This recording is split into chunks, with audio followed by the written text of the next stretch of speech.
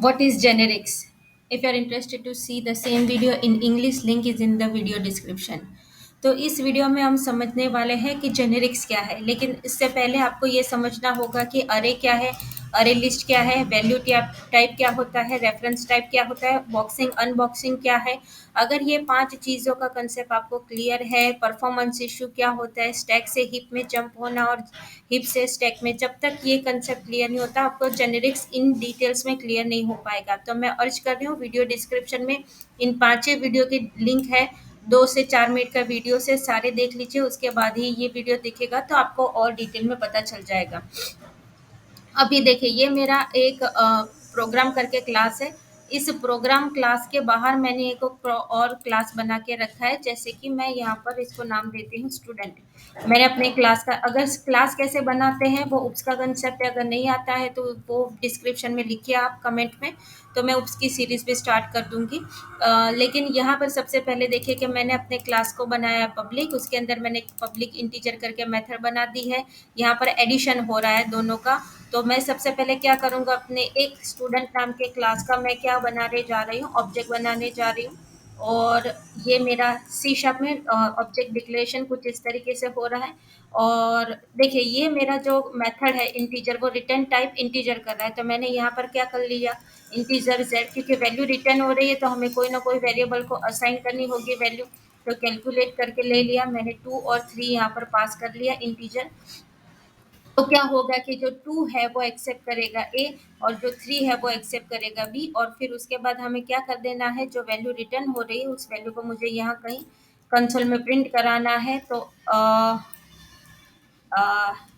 Add add, और फिर यहाँ पर मैं क्या पास कर दूंगी, जेड पास कर दूंगी। तो ये क्या हो गया कि मेरी जो डेटा टाइप है वो स्ट्रिंग में बाइंड हो चुकी है। यहाँ पर मुझे आउटपुट में 5 मिल गया, लेकिन ये एडिशन हो रहा है perfectly fine, there is no issue in it. लेकिन अगर यही मेथड को मुझे रीयूज करना है कि मुझे अपनी 2 स्ट्रिंग को कॉन्केट करना है, ज्वाइनिंग करना है, तो उस वक्त क्या करना होगा, मैं यहाँ पर क्या मैन्युअली एक और मेथड लिखूंगी यहाँ पर कुछ इस तरीके से, और फिर ज्वाइन टू स्ट्रिंग करूंगी और फिर रिटर्न टाइप करूंगी। तो इंस्टेड ऑफ दिस कि हम कुछ एक तरीके से ऐसा फंक्शंस बनाए कि जो जेनरिक्स हो, कि जिसके अंदर हम वो मेथड जो है वो हम कैलकुलेट के लिए, मतलब कैलकुलेट वाली वो मेथड हम इंटीजर के लिए भी इस्तेमाल कर सके, या फिर हम कह सकते हैं कि भाई स्ट्रिंग कॉन्कनेटेशन के रिलेटेड भी इस्तेमाल करते। जेनरिक्स इन इटसेल्फ ये वर्ड ऐसा है कि हम उसको जनरलाइज फॉर्म में कहीं पर भी इस्तेमाल कर सकें, वो कंसेप्ट होता है। तो उस वक्त मैं क्या करूँगी, अपने क्लास को यहाँ पर मैं स्पेसिफाई कर रही हूँ जेनरिक्स, दैट मीन्स मैं इसको यहाँ पर टी लिख रही हूँ। टी का मतलब क्या हुआ है कि ये क्लास जो है वो अटैच हो चुका है एनी डेटा टाइप। ठीक है, अभी ये मेथड को मैं यहाँ से, इन सभी मेथडों को मैं यहाँ, ये बेसिक कंसेप्ट था ये जेनेरिक्स का, ये मैं यहाँ से हटा दे रही हूँ। यहाँ पर देखिए मैं क्या कर रही हूँ, मैंने अपने इस क्लास को स्पेसिफाई करके रखा है। ये मेथड में जो जो है ये इसको मैं हटा के यहाँ पर नीचे लिख रही हूँ। ये बेसिक कंसेप्ट था उप्स का, कि भाई क्लास क्या होता है, मेथड क्या होती है, इंटीजर, प्राइवेट, पब्लिक, प्रोटेक्टेड। अभी मुझे क्या करना है कि यहाँ पर मुझे ये चेक करना है कि मेरी रिटर्न टाइप जो है वो कुछ भी हो सकती है। तो जो यहाँ पर ऐसा नहीं है कि यहाँ पर आप टी ही लिख सकते हैं, यहाँ पर मैं लर्न कोडिंग भी लिख सकती हूँ, लर्न कोडिंग इस तरीके से भी लिख सकती हूँ। तो जो कोई भी नाम आपने यहाँ पर देखे रखा है वही नाम आपको यहाँ पर लिखना है और वही नाम आपको यहाँ पर लिखना है। तो इसका मतलब क्या हुआ कि आप अपने क्लास को एक सेट कर रहे हैं कि मेरा क्लास एक जेनरिक फॉर्म में बाइंड हो चुका है।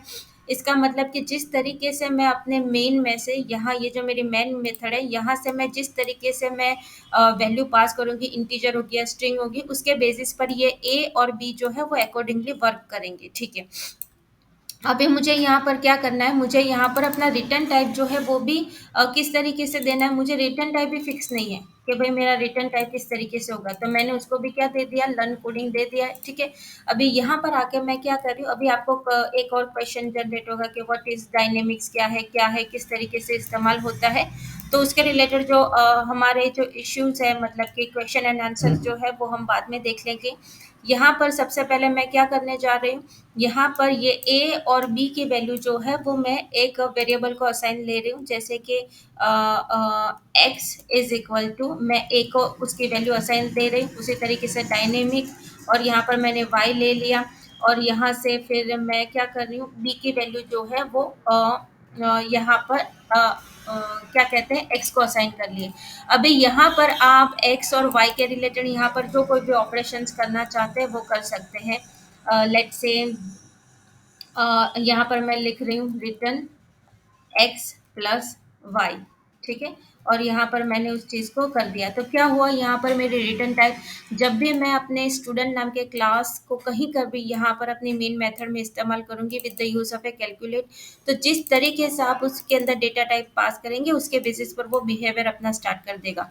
तो सबसे पहले मैं क्या करती हूँ, स्टूडेंट वाले क्लास का मैं यहाँ ऑब्जेक्ट बना रही हूँ। अभी देखिए ये नॉर्मल क्लास नहीं है, यहाँ पर मैं उसको बाइंड कर रही हूँ any type.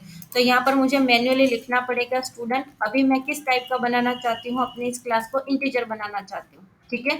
OBJ is equal to new, ठीक है। और यहाँ पर ये एक सिंटैक्स है, ठीक है। इसी तरीके से आप अपने ऑब्जेक्ट का डिक्लेरेशन भी कर सकते हैं।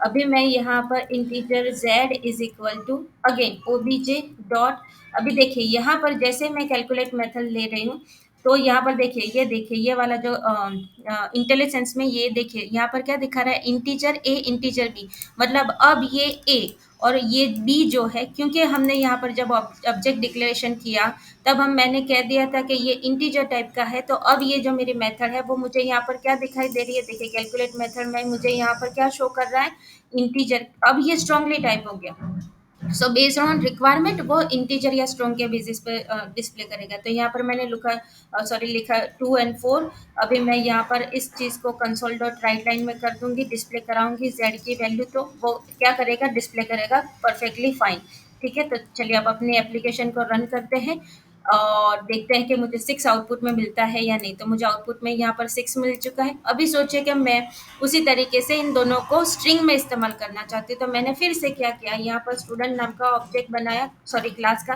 लेकिन अब मैं यहाँ पर क्या बाइंड करना चाहती हूँ, स्ट्रिंग बाइंड करना चाहती हूँ। तो ओबीजे str करके मैंने एक ऑब्जेक्ट बनाया। यहाँ पर देखिए जैसे ही मैं यहाँ पर स्पेस कर रही हूँ वो अपने आप बेस्ड ऑन जो है, ऊपर इंटीजर दिखा रहा था यहाँ पर स्ट्रिंग दिखा रहा है। तो this is the beauty of generics. अब जैसे ही मैं ओबीजे यहाँ पर कैलकुलेट मेथड लिख रही हूँ, तो देखिए अब उसने यहाँ पर क्या किया, ओ सॉरी मैंने ओबीजे एसटीआर लिखना था इसलिए। तो जैसे ही मैं यहाँ पर ओबीजे एसटीआर डॉट करके कैलकुलेट लिख रही हूँ, अभी देखिए कौन सी चीज बाइंड हो रही है, ऊपर में क्या बाइंड हो रहा था, इंटीजर बाइंड हो रहा था। अब यहाँ पर देखिए जो मेरा कर्सर मूव हो रहा है, अभी ये ए और बी किस तरीके से फॉर्म कर रहे हैं, स्ट्रिंग फॉर्म में है। ऊपर यहाँ पर जब मेरा कर्सर यहाँ पे था तब ए और बी किस तरीके से फॉर्म करते थे, इंटीजर में। जैसे ही यहाँ पर आए तो वो किस फॉर्म में बिहेव कर रहे हैं, स्ट्रिंग फॉर्म में। तो जैसे मैं यहाँ पर पास कर रही हूँ लर्न कोड लर्न, और यहाँ पर पास कर रही हूँ कोडिंग, ठीक है, सॉरी,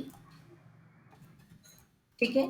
और ये जो है होम में जाके मैं यहाँ पर एक स्ट्रिंग माई एस टी आर करके मैंने एक एस टी आर करके एक स्ट्रिंग ले ली, तो जो कोई भी वैल्यू आएगी वो मैं यहाँ पर कंसोल डॉट राइट लाइन में यहाँ पर डिस्प्ले कराऊंगी माई एस टी आर।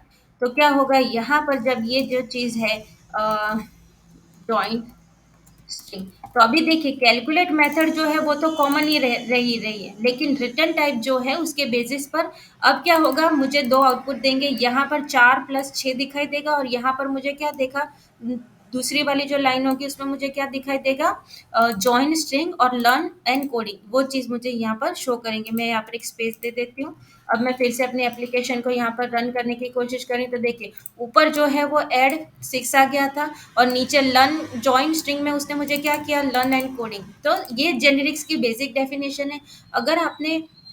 अगर आप अपने कोड को रीयूजेबल करना चाहते हो, मल्टीपल टाइम्स एक से ज़्यादा इस्तेमाल करना चाहते हो, तो उस वक्त आपको आपकी मेथड को, अभी देखिए कोई जहाँ कहीं भी आप कोडिंग देखेंगे ना, तो आपको यहाँ पर मोस्ट ऑफ द टाइम यहाँ पर आपको टी दिखेगा। तो इधर it is not complete, not necessary कि आप यहाँ पर लर्न कोडिंग ही लिखिए। मोस्ट ऑफ द टाइम्स यहाँ पर आपको टी मिलता है, टी इन द सेंस कि आप अपने क्लास को एनी फॉर्म में कोई भी डेटा टाइप के बेसिस पर आप उस चीज़ को बाइंड करना चाहते हैं और उसके बेसिस पर आपको आउटपुट डिस्प्ले होगा। तो ये बेसिक जेनेरिक्स की डेफिनेशन है यहाँ पर। और आगे जाके हम नेक्स्ट वीडियो में जो जेनेरिक्स के related system dot collection generics के अंदर मल्टीपल जो इंटरफेसेस है, आई कलेक्शन आई इन्यूमरेटर के रिलेटेड जो बेसिक आइडिया है वो स्टडी करने की कोशिश करेंगे। तो I hope you like this video and don't forget to subscribe, please share it and see you in to the next video. Thank you very much.